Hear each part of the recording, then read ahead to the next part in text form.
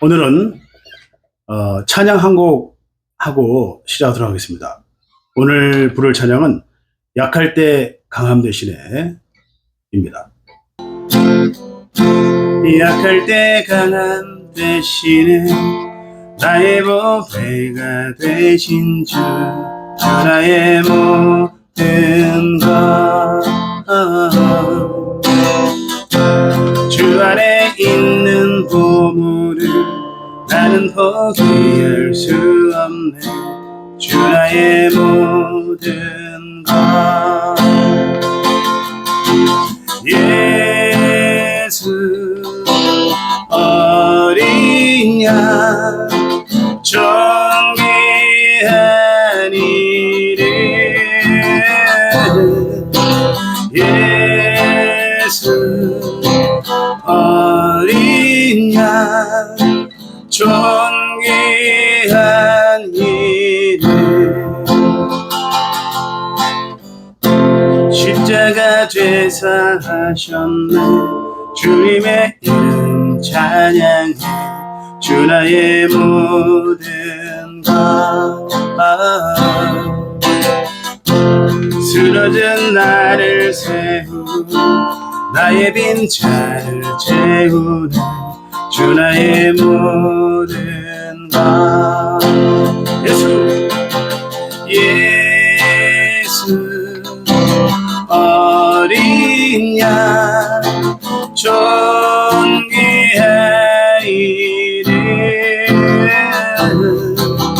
예수 어린 양 존귀한 이름 예수 어린 양 존귀한 이름 예수 어린 양 존귀한 이름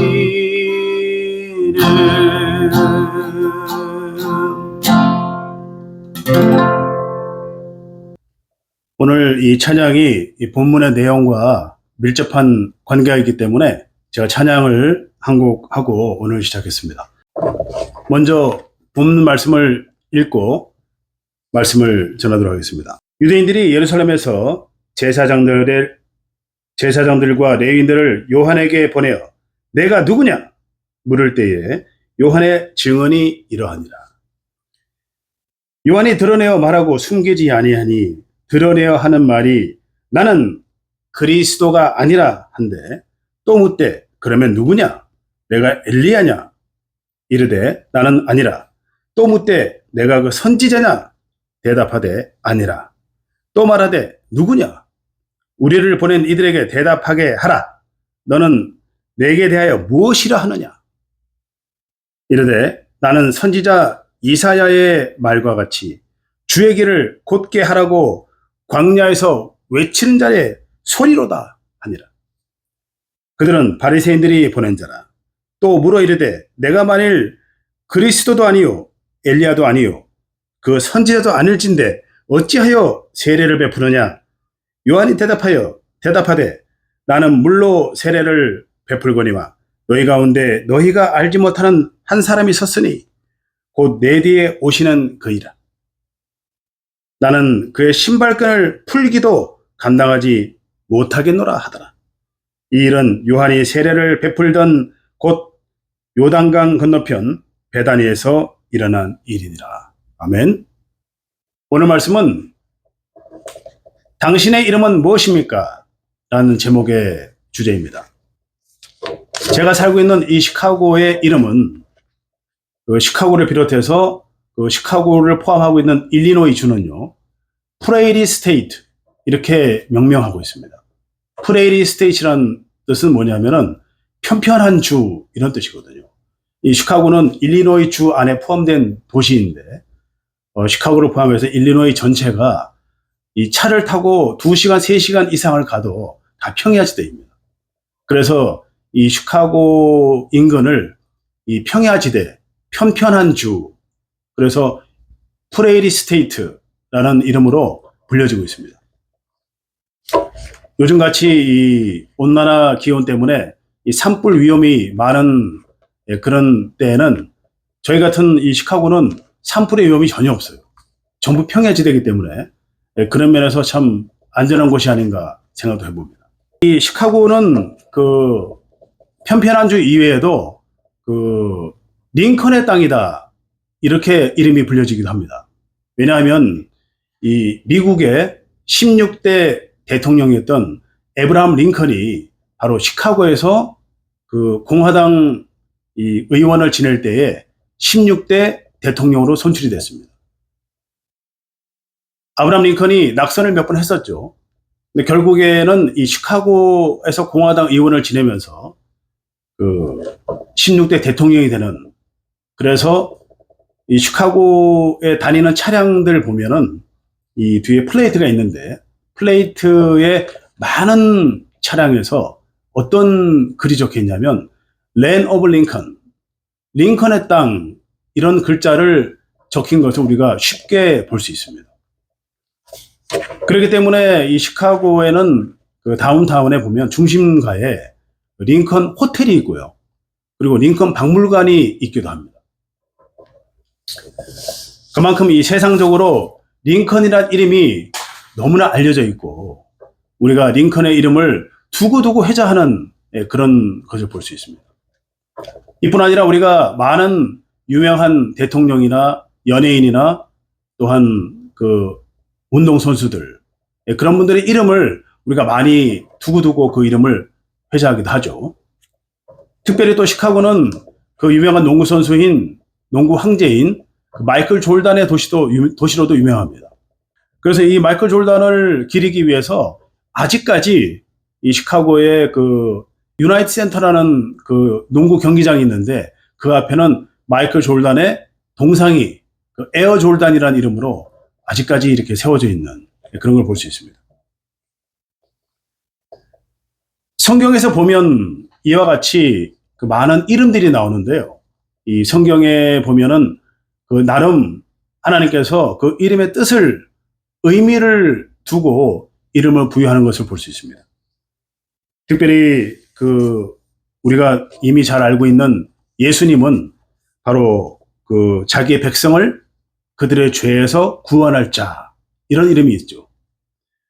마태복음 2장 21절에 보면은 그 아들을 낳으니 이름을 예수라 하라. 이는 그가 자기 백성을 그들의 죄에서 구원할 자입니다. 예수님 외에도 우리가 그 이름을 잠깐 들어보면 그 아담은 흙이라는 뜻입니다. 첫 번째 아담, 예수님은 두 번째 아담이었죠. 첫 번째 아담은 흙으로 빚었다 그래서 이름이 흙이라는 의미가 있고요. 하와는 생명이라는 뜻이 있습니다. 그리고 노아는 휴식이라는 의미가 있고요. 아브라함은 열국의 아버지, 사라는 열국의 어머니, 야곱은 발꿈치를 잡았다라는 뜻이 있고요. 그리고 요셉은 하나님께서 더하신다, 이런 뜻이 있습니다. 그리고 모세는 물에서 건져내다, 그리고 이 이스라엘 백성을 애굽에서 출애굽시키는, 건져내는 이런 의미의 건져내다, 이런 뜻이 있습니다. 엘리야는 여호와는 하나님이시다 라는 뜻이 있고요. 다윗, 하나님께서 내 마음에 합한 자였던 다윗은 바로 사랑받는 자, 이런 뜻이 있습니다. 이사야는 그 여호와는 구원이시다 라는 뜻이 있고요. 그 베드로는 반석, 그리고 이 오늘 본문의 내용의 세례 요한은 여호와는 은혜로우시다 라는 뜻이 있습니다. 그리고 바울은 작은 자, 이런 의미가 있습니다. 바울은 사울에서 바울로 이름을 바꿨었죠. 마찬가지로 이 바울은 작은 자라는 의미를 갖고 있습니다. 이외에도 수많은 이 성경책에 나오는 이름들이 나름 의미가 있는 이름들이 많습니다. 이 미국에 보면은 많은 젊은이들이 이 어떤 일을 겪거나 이 감탄사를 연발할 때 그 Oh my God, OMG, 그리고 Jesus Christ, 이런 말을 많이 씁니다. 지저스 크라이스트를 줄여서 지저스 이렇게도 많이 쓰거든요. 그래서 저는 그 젊은 청년들이 그렇게 감탄사를 쓸 때마다 항상 생각하는 것이 뭐냐면, 과연 저들이 그 예수님의 그 존귀한 이름을 뜻을 알고 그 이름을 하는 것일까? 그들이 정말 예수님의 참 의미를 알았다면 과연 저렇게 쉽게 저런 장소에서 저런 상황에서 예수님의 이름을 쓸 수 있을까 하는 그런 생각을 해봤습니다. 오늘 본문에 보면은 그 세례 요한이, 이 제사장과 레위인이 세례 요한을 찾아와서 세례 요한에게 이름을 묻습니다. 네 이름이 무엇이냐? 네가 그리스도냐? 네가 엘리야냐? 아니면 다른 선지자냐? 이렇게 물어볼 때에 이 세례 요한이 본문의 내용에 보면 이렇게 얘기를 합니다. 나는 광야에서 외친 자의 소리다. 나는 주의 길을 예비하러 온 광야에서 외친 자의 소리다. 나는 그의 신발끈을 풀기도 감당하지 못하겠노라. 이런 말을 합니다. 세례 요한은 그 광야에서 수십 년을 이 메뚜기 석청이 야생꿀이죠. 그리고 약대털, 이 세 가지로만 살았었어요. 보통 사람이 도저히 좀 감당하기 힘든 그런 생활을 했던 것입니다. 이 성경에 보면 그 여러 가지 상황과 그 장소에서 많은 뜻이 있는데, 이 세례 요한도 마찬가지로 하나님이 세례 요한을 메뚜기 석청과 그리고 약대털로만 그 살게 한 이유가 있습니다, 여러분.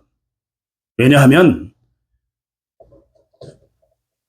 우리를 구원하러 오실 분, 그 예수님을 예배할 자는 세상 때가 묻지 않아야 된다는 거예요.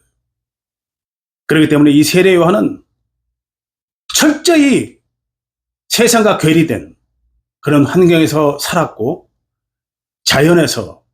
그리고 자연에서 나는 메뚜기하고 야생꿀 그리고 약대털, 그것으로만 살게 된 것입니다. 근데 오늘 이 세례 요한의 말을 보면 그 세례 요한이 나는 광야에서 외치는 자의 소리라고 그래요. 여러분, 왜 그럴까요? 세례 요한이 얼마든지 자기 이름을 나 세례 요한이야, 내 제자가 저렇게 많은데 나를 모른단 말이야, 이렇게 말할 수 있거든요. 그렇지만 이 세례 요한은 자기 이름을 지금 말하지 못하고 있습니다. 여러분, 소리가 뭐죠? 소리는 잠깐 들렸다가 없어지는, 이 존재감이 전혀 없는, 그게 바로 소리죠. 그 세례 요한이 자기 자신 이름을 요한이라고 말을 하지 못하고 소리라고 한 이유는 자기 자신을 드러낼 수가 없는 거예요. 왜냐하면 주의 길을 곧게 하려고 예비한 자신은 하나님께서 이 광야에서 메뚜기와 석청 그리고 약대털로 그 자신이 수십 년을 살아본 그 결과, 이것은 이 일이 자기가 한 게 아니라는 거예요. 예수님을 세례를 주고 예수님을 예비해온 자신을 보면 자신의 이름을 밝힐 수가 없다라는 거예요. 제사장과 레위인은 세례 요한의 그 이름을 물어보러 왔지만은 이 세례 요한은 자신의 이름조차도 말할 수가 없던 것입니다. 세례 요한은 이 광야에서 수십 년을 살면서 하나님의 성령이 자기를 그동안에 이끌고 그렇게 해왔다는 것을 깨달은 거예요. 그렇기 때문에 자기의 이름을 밝힐 수가 없는 거예요. 나는 광야에서 외친 자 소리다. 내 이름은 말할 수가 없다. 그렇기 때문에 세례 요한은 자신을 소리라고 당당히 선포하는 것입니다. 사도 바울을 잠깐 예를 들어볼까요? 바울 선생이 이 1차 전도 여행 때 누스드라에서 잠깐 돌에 맞아서 잠깐 죽었다 살아났거든요.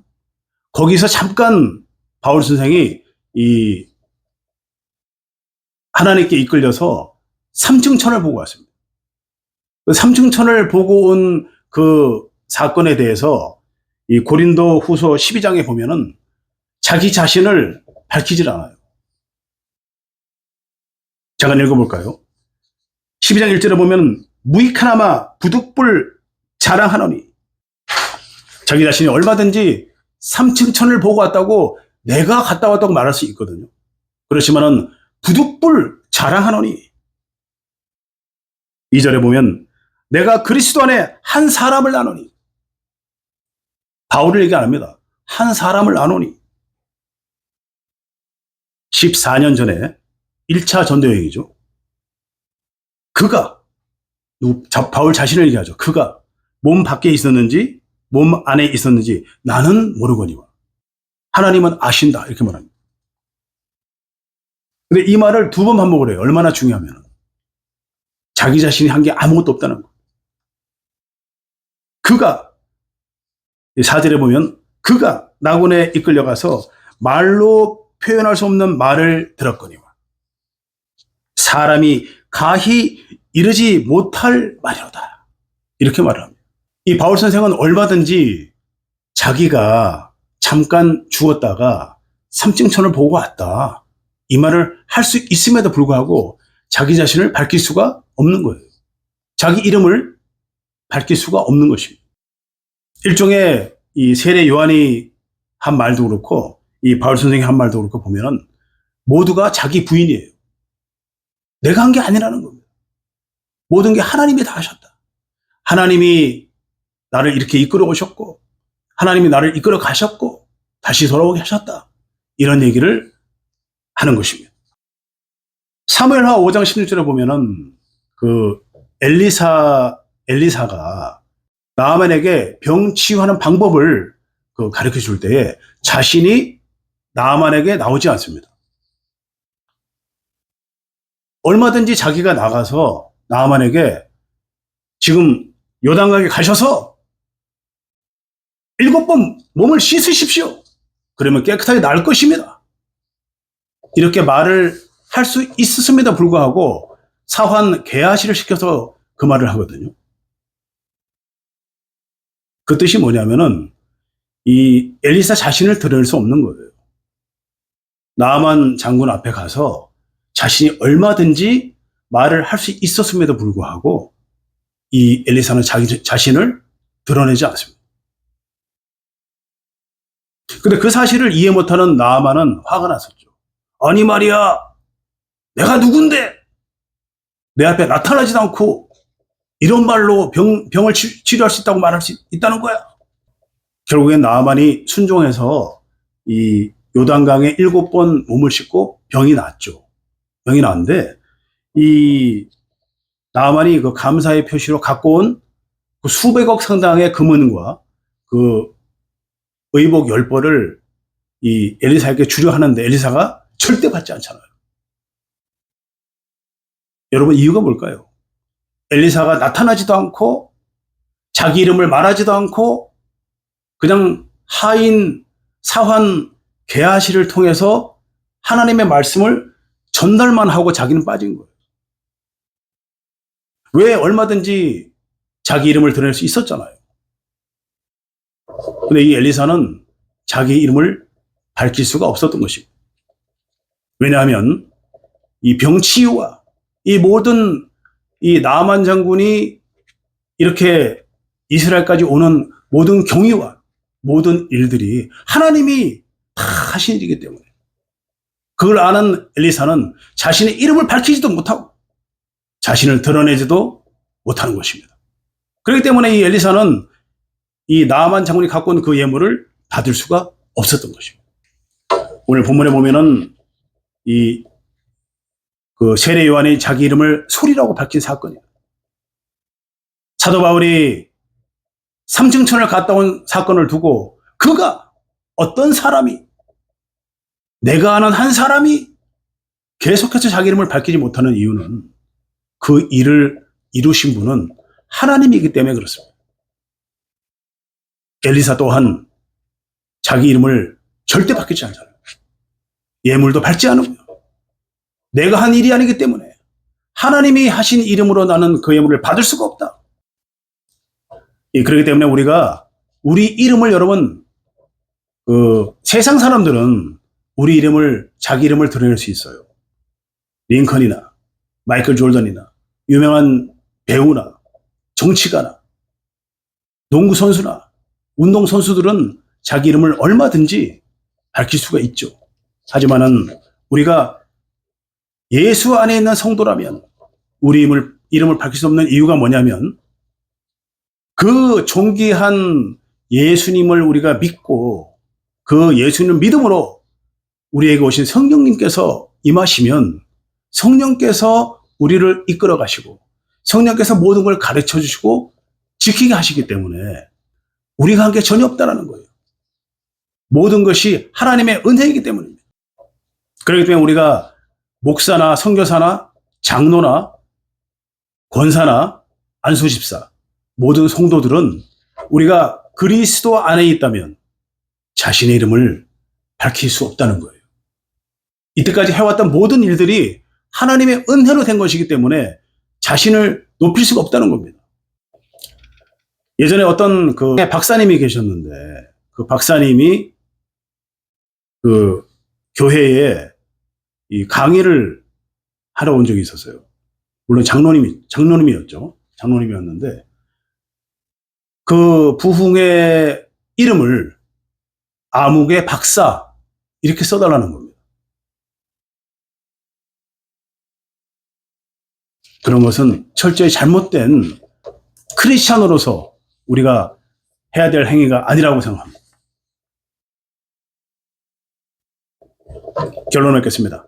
이 세상 사람들은 우리가 세상에 속해 있는 사람들은 이 자기 이름을 누구나 드러내고 이름이 계속 우리 회자되게 돼 있어요. 그렇지만 우리 크리스찬은 내가 예수님 안에 있었고 예수님으로 인하여 성령으로 거듭난 사람이라면 우리가 우리 이름을 드러내면 안 되는 것입니다. 우리는 모든 일이 성령께서 하셨고 성령께서 이루어 가시기 때문에 우리는 우리 이름을 드러내지 못하고 그 존귀한 예수님이 다 하셨습니다. 그 예수님 이름만 드러내야 하는 것입니다. 그러므로 우리는 이 세상에서 우리 이름을 드러내는 것이 아니라 우리가 굳이 표현을 한다면은 아무개는 예수를 전한 사람. 그는 소리로 살다간 사람입니다. 그는 예수님의 복된 이름을 전한 사람입니다. 그는 오직 예수님의 이름만 높인 사람입니다.